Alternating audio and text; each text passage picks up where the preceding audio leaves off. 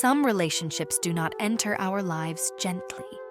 They arrive with a force that feels predestined, an intensity that sweeps us into a story we never expected to live.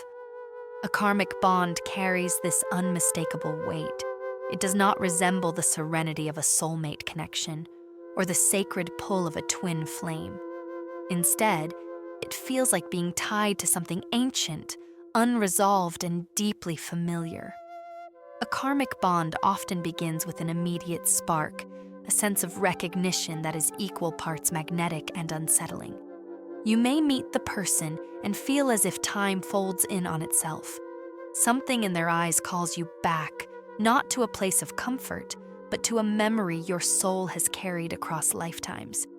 It is attraction mixed with obligation, affection intertwined with unfinished business. Unlike relationships rooted in harmony, karmic connections tend to activate old wounds rather than soothe them. They stir emotions that have been buried for years, triggering fears of abandonment, resentment, jealousy, control, or inadequacy. People in karmic bonds often say, "I don't know why I'm reacting this way," unaware that the emotional storm is pulling them into a much older narrative. A karmic marriage magnifies this dynamic. It is the kind of partnership where the highs are intoxicating, but the lows feel unbearable. The relationship becomes a cycle: love, conflict, reconciliation, and collapse, repeating until the lesson is understood. The soul does not choose these bonds for comfort, it chooses them for awakening. Each argument, each silence, each tear becomes part of a curriculum the heart must learn. And yet, despite the heaviness, karmic bonds are not punishments. They are agreements made long before this lifetime to heal what was left incomplete. You may have hurt each other before. You may have promised to meet again to resolve the imbalance. Or you may simply carry mirrored wounds that only the other person can expose. The weight of a karmic bond is not meant to break you, but to reveal the places within that still require light.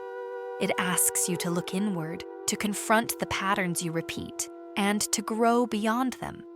In this way, karmic love becomes a teacher, intense, unyielding, and transformative. This chapter marks the beginning of understanding that sometimes the soul's heaviest bonds are the ones that lead to its greatest liberation.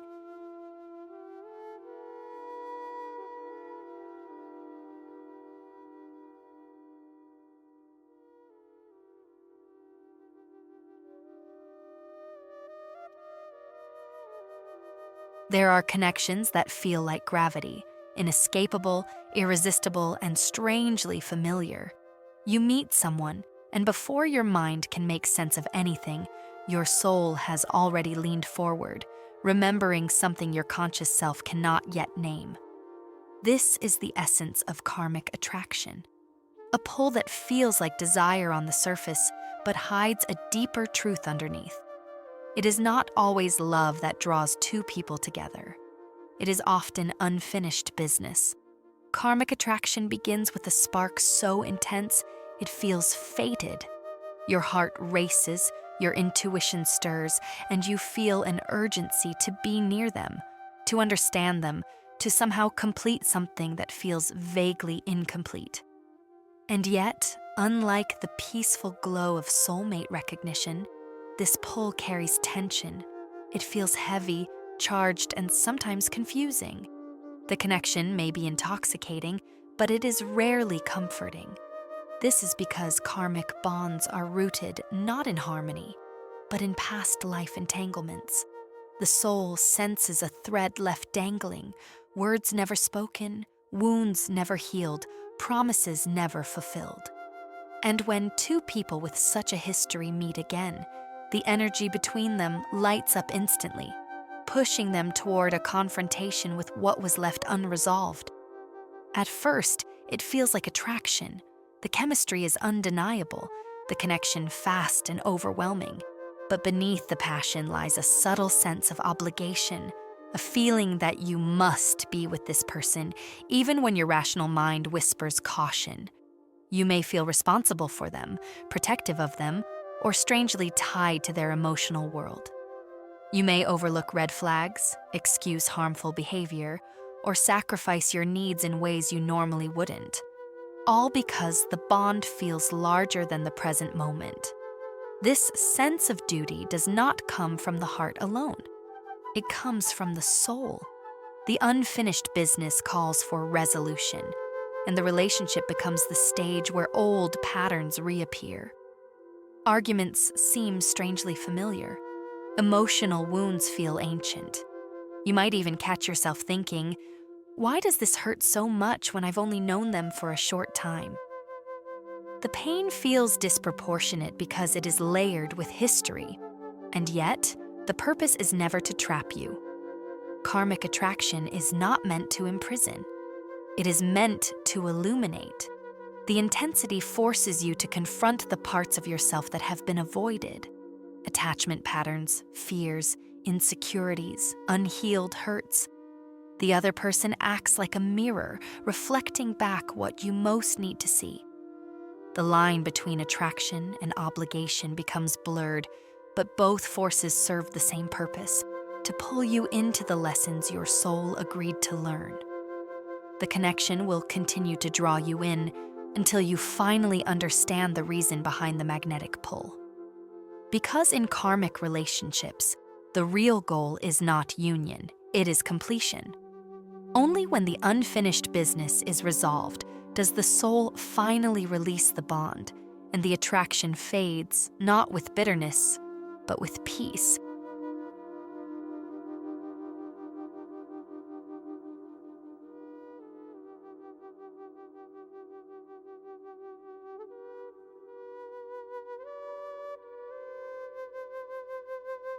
Karmic relationships rarely unfold smoothly. Instead, they move in cycles, predictable, exhausting, and emotionally charged. One moment, you are drawn together with irresistible intensity, and the next, you are pushed apart by misunderstandings, anger, or emotional storms that seem to erupt from nowhere. This cycle of pain is not accidental. It is the very mechanism through which karmic lessons reveal themselves. In these relationships, patterns repeat with uncanny precision. The same arguments resurface, the same wounds reopen, and the same emotional triggers activate like clockwork. You may promise yourself that this time you will react differently, that this time the connection will be peaceful, but something within the dynamic pulls you back into old behaviors you thought you had outgrown. It feels as though the relationship runs on a loop, a script written long before either of you were born. The repetition is not a sign of failure, it is a sign of karmic design. Your souls are replaying scenarios that were left unresolved in other lifetimes, hoping that in this incarnation, awareness will finally break the pattern. And yet, until that awareness fully arrives, conflict becomes the teacher, pain becomes the messenger. Every clash, though emotionally draining, exposes a truth that has been buried in the shadow. The conflict is rarely just about what is happening in the present moment. A simple disagreement can feel unbearably painful, as if it carries the weight of centuries. You may react with intensity that surprises even you, crying harder, fighting harder, clinging harder, or withdrawing deeper than the situation objectively warrants. The emotional disproportion is the clue. It signals that the wound being touched is ancient. At the core of karmic repetition is a shared, unresolved theme for some pairs. It is abandonment. For others, betrayal. For others, still, power struggles, unworthiness, resentment, or unbalanced sacrifice. Whatever the theme, the relationship will circle around it until both souls finally confront it with truth instead of instinctive reaction. But most of the time, the instinct wins, at least at first. This is why karmic bonds are so turbulent. They bring out the parts of you that are still wounded, insecure, or unresolved, the cycle continues until one or both partners become conscious of what is really happening. Awareness disrupts the karmic loop. When you recognize that your partner's reaction is not meant to punish you, but to illuminate a buried pattern, something shifts. The conflict becomes a spiritual signal, not a personal attack. However, karmic relationships do not always survive this awakening. Sometimes the soul learns the lesson through release rather than repair. And when the lesson is understood, truly understood, the intense cycle of repetition begins to dissolve. The emotional storms lose their force, the triggers lose their power, and what once felt like destiny transforms into clarity. Because at the heart of every karmic conflict lies the same sacred purpose: to free both souls from what has bound them for lifetimes.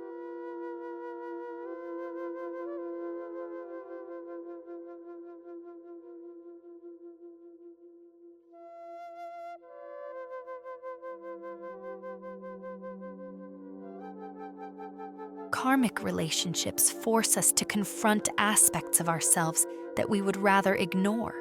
They act like mirrors polished by time, reflecting not only what is beautiful, but also what is wounded, frightened, or hidden beneath layers of denial.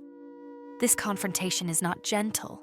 It arrives through conflict, emotional intensity, and the uncomfortable feeling that the other person can see through you more clearly than you can see yourself. This is the essence of shadow work, meeting the parts of ourselves that we avoid, fear, or repress.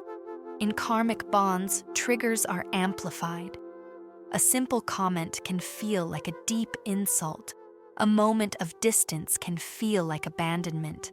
A disagreement can feel like betrayal. These reactions do not spring from the present moment. They emerge from the shadow, the unresolved fragments of past experiences, past lives, or childhood wounds. A karmic partner becomes the catalyst that awakens these buried emotions, often without intending to do so. Shadow work begins with recognizing that emotional reactions are not random. They are signals pointing to something unhealed. Instead of asking, "Why are they doing this to me?" the deeper question becomes, "What part of me is being revealed right now?" This shift in perspective is transformative. It turns conflict into insight, frustration into awareness. Karmic relationships excel at pulling out the shadow because of the intensity woven into their foundation. The soul remembers what the mind has forgotten. Somewhere in another lifetime, the two of you may have shared pain, betrayal, promises, or unfinished duties. These memories do not disappear. They live in the emotional body. In this life, the familiar energy between you reactivates them, making the shadow feel alive again. The shadow includes many forms: insecurity, jealousy, fear of abandonment, need for control, fear of being vulnerable, or patterns of self-sacrifice. It also includes the roles we unconsciously assume: rescuer, victim, martyr, pursuer, or avoidant. Until these aspects are brought into awareness, they rule from the background, shaping the relationship through repetition and confusion. Shadow work asks for courage. It requires pausing before reacting, observing the emotion instead of becoming it, and questioning why certain patterns feel so inevitable. This process is uncomfortable, but it is the only pathway to freedom. When you integrate a shadow, when you understand its origin, its message, and its need, it loses its destructive force. What once triggered panic may begin to evoke compassion. Karmic partners often unknowingly exchange shadows. One person's fear activates the other's insecurity. One person's anger awakens the other's wounds. This exchange is not punishment, it is revelation. Through the discomfort, the soul whispers, "Look here, this is where your healing lies." Shadow work does not always save a karmic relationship, but it always transforms the person who embraces it. Because in the end, the purpose of karmic love is not to keep us comfortable, it is to make us whole.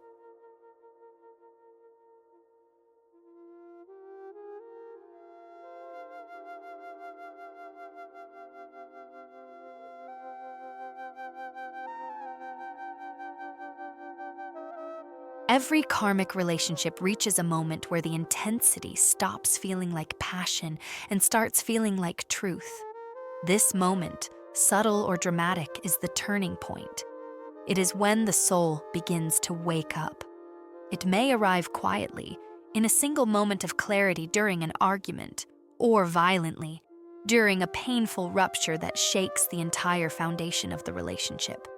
But however it arrives, it marks the shift from unconscious repetition to conscious awareness. The turning point often begins with exhaustion, not physical, but emotional and spiritual. The patterns that once felt magnetic now feel draining. The same arguments play like old songs that no longer stir the heart. The illusion breaks, something inside whispers. This cannot continue. This inner voice is not fear, it is awakening. The soul finally steps forward and begins to guide the journey instead of letting unresolved wounds take the lead. For many, the turning point appears through contrast. The person begins to see moments of peace outside the relationship that feel more aligned with their true essence. A conversation with a friend, a quiet moment alone, or even a dream can reveal a forgotten truth. I deserve a different kind of love. This realization does not diminish the importance of the karmic partner. It simply redefines the purpose of the connection. During this awakening, the emotional charge of the relationship changes. What once triggered explosive reactions now sparks reflection. Instead of blaming the other, one begins to ask deeper questions. Why am I still here? What am I truly learning? What part of me still needs healing? This shift from projection to introspection is the hallmark of soul awakening. The story is no longer about who is right or wrong.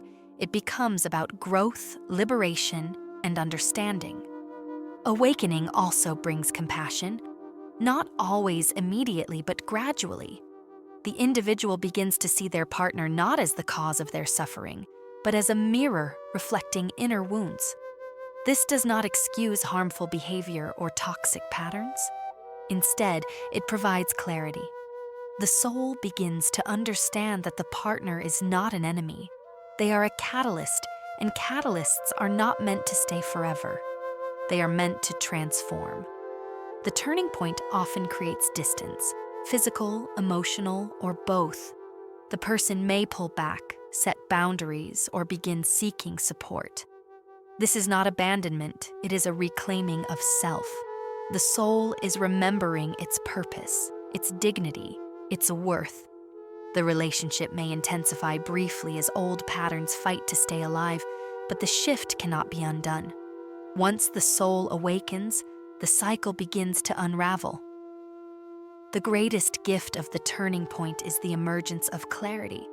The person begins to understand why they were drawn to this bond, what they were meant to learn, and what they must now release. This awakening does not always end the relationship, but it transforms the individual. And once transformed, they can no longer enter love the same way. They enter with awareness, strength, and a deeper understanding of their own soul.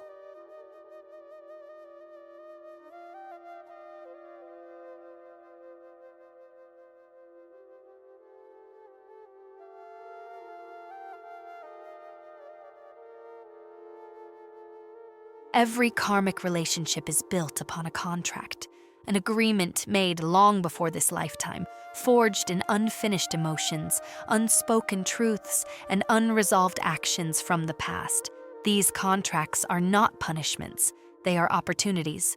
But when the lesson is learned, when the soul finally understands what it came to resolve, the contract must be released. Breaking a karmic contract is not an act of rebellion. It is an act of liberation. The first step toward breaking the contract is acknowledging the truth. This truth is rarely simple. It often comes after many cycles of conflict, reconciliation, disappointment, and hope. At first, the relationship may have felt destined, intense, even fated because it was. But karmic destiny is not the same as soul destiny. Once the lesson has been integrated, the connection begins to feel heavy rather than magnetic. The moment someone realizes this, the healing has already begun. Healing requires facing what was avoided. The emotions buried under the intensity of the bond start to surface. Fear of abandonment, fear of inadequacy, fear of being alone. A karmic partner activates these wounds so they can finally be seen. When breaking the contract, one must sit with these emotions instead of numbing or suppressing them. The soul is asking for honesty, for presence, for courage. Only through this inner confrontation can the pattern dissolve.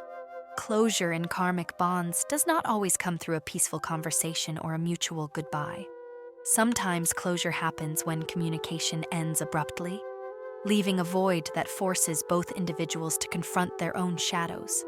Sometimes closure comes through understanding, years later, what the relationship was truly about. And sometimes closure is simply acceptance, the recognition that the connection has served its sacred purpose and no longer belongs in its old form. Forgiveness plays a central role, not because the other person deserves it, but because the soul needs it. Forgiveness releases the energetic ties that keep karmic cycles alive. It allows both individuals to stop reenacting old wounds and begin creating new paths. This forgiveness is not about forgetting or excusing. It is about releasing the emotional charge that binds the souls together in suffering. Once the contract is broken, liberation follows, but not immediately. Liberation comes in waves.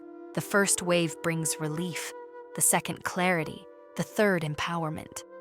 The person begins to reclaim lost parts of themselves, their voice, their boundaries, their dreams. They start choosing from consciousness rather than fear or habit. This inner liberation creates space for new relationships, ones built on harmony rather than karma. Breaking a karmic contract frees both souls. It allows the individual to rise from the cycle of repetition into a new level of awareness. It also frees the other person, even if they never realize it.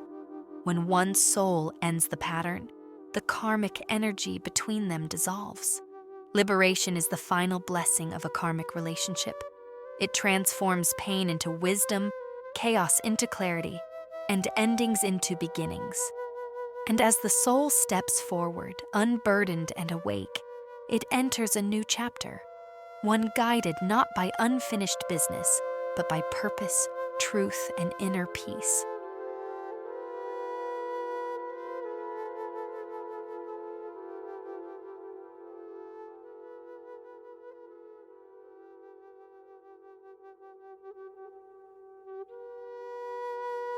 When a karmic marriage ends, the silence that follows can feel overwhelming. After years, sometimes decades, of emotional storms, lessons, shadows, and repeated patterns, the sudden absence of conflict can feel like stepping into a foreign land. Yet this is exactly where the soul begins to truly breathe. Life after a karmic marriage is not just life after someone, it is life after a cycle, life after a contract, life after a chapter. The soul has been waiting lifetimes to close. One of the first things the soul gains is clarity. It is only when the noise of the karmic bond fades that the individual can finally hear their own voice again.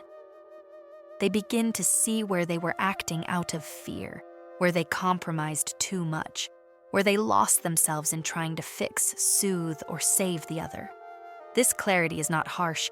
It is illuminating. It shows what the soul has learned, what it outgrew, and what it will never settle for again. Another profound gain is emotional strength. Living through a karmic marriage requires navigating intense highs and lows, patterns of attachment, abandonment wounds, power struggles, and unresolved past life dynamics. Surviving that kind of emotional terrain builds resilience unlike anything else.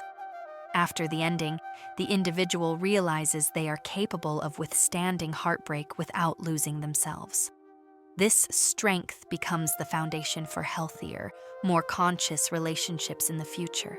The soul also gains a deeper understanding of love. Karmic marriages often teach what love is not. They expose illusions, romantic fantasies, savior complexes, dependency, and unhealthy forms of attachment. When these illusions crumble, the soul becomes free to discover love in its authentic form, stable, reciprocal, kind, and grounded in mutual respect. Many people find that, for the first time, they can differentiate between intensity and intimacy, between chaos and connection, between attachment and partnership. This distinction becomes one of the greatest gifts of the karmic journey. Self-worth is another treasure reclaimed after such a bond. In karmic marriages, individuals often bend themselves to maintain the connection, ignoring their own needs. When the marriage ends, a new awareness rises. I deserve peace. I deserve kindness. I deserve a love that doesn't hurt. This awakening reshapes the person's boundaries, choices, and expectations. It also ignites a new relationship with the self, one built on compassion, empowerment, and respect. Life after a karmic marriage also brings spiritual maturity. The soul becomes more attuned to its purpose and patterns. The individual understands karmic dynamics more clearly and becomes less reactive, less entangled in drama, and more anchored in inner wisdom. They recognize signs of imbalance early and choose differently. They become conscious creators rather than unconscious participants in karmic cycles. Finally, the soul gains freedom, true, expansive freedom, the kind that feels like sunlight after a long winter, the kind that opens new paths. Some people step into a period of solitude, others meet soulmates or twin flames, but regardless of what comes next, they walk into it with open eyes and an awakened heart. Life after a karmic marriage is not an ending. It is a rebirth, quiet, powerful, and profoundly liberating. It is the moment the soul steps into the life it was always meant to live.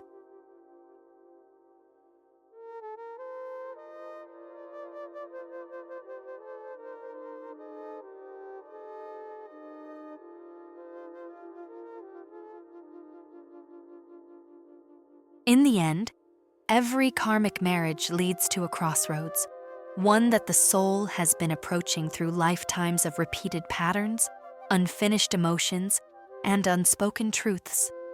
When the dust settles, when the emotional echoes finally fade, a single question remains. Will you choose love, or will you choose karma again? This closing chapter is not about the partner who came and went. It is about the soul who finally wakes up. Choosing love over karma does not mean choosing another person. It means choosing a new state of being. Karma repeats, love liberates.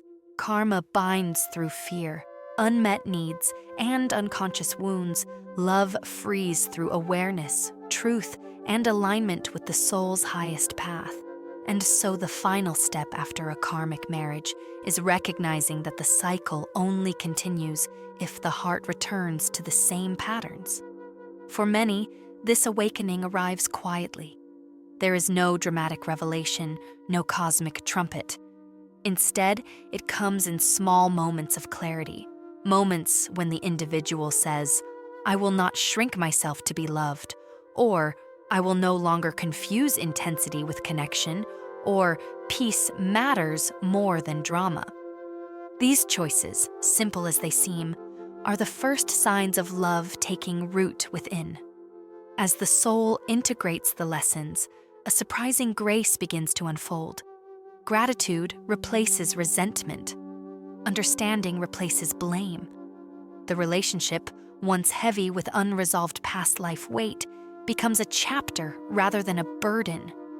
Through this shift, the heart prepares itself for a new kind of love, one not born from karma, but from consciousness. Choosing love over karma also means choosing self-respect.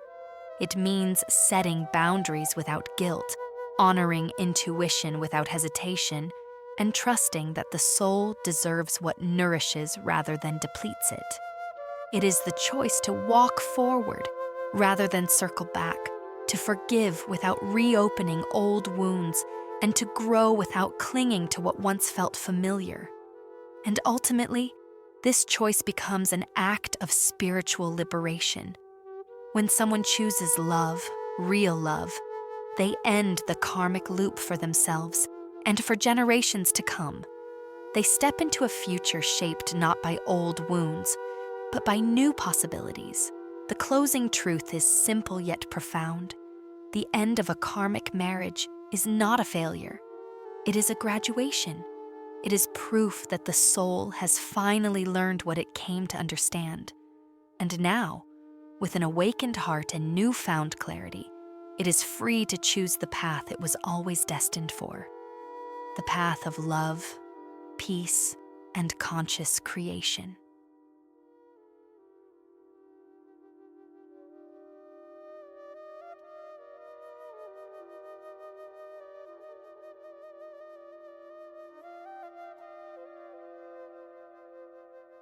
If this chapter on karmic marriages helped you understand your own spiritual journey, take a moment to support the channel by liking this video, subscribing, and sharing it with someone who needs this message today. Your engagement helps these stories reach more souls who are searching for healing and clarity. And if you feel called to contribute in a deeper way, you can also support the channel through the Super Thanks option. Every gesture of appreciation helps this work continue and grow. Thank you for being here, for listening with an open heart, and for walking this path of awakening with me. See you in the next video, where we will continue unraveling the mysteries of love, karma, and the soul's evolution.